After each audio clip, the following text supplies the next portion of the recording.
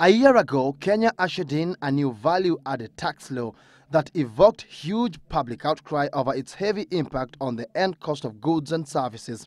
1 year down the line, the government has drafted another tax law that could also have major implications on the country's overall cost of living.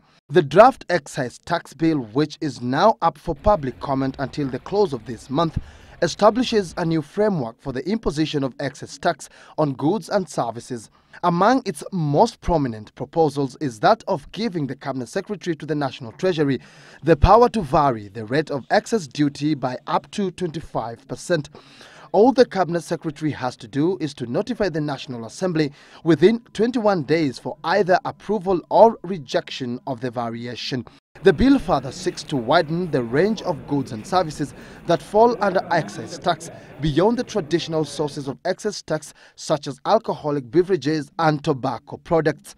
Who knows, maybe once we begin manufacturing or exploring oil, that can be deemed to be a manufacture, and excise duty again might be demanded on the guys who are doing the oil exploration. The precedent for the inclusion of more goods under this tax was set towards the end of 2012 when banking and mobile money transfer services were brought into the excess tax net. If a challenge is our National Assembly, you represent the Mwananchi's, your elected members of Parliament represent Mwananchi's interests.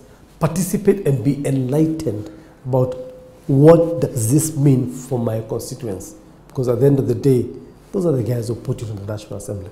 Although the excess tax bill is still in its formative stage, the import of the bill is clear: that the government is now more intent than ever to expand its tax base to raise more revenues to fund the country's ever-increasing budgetary requirements. Patrick Gunza, Citizen, live at 9.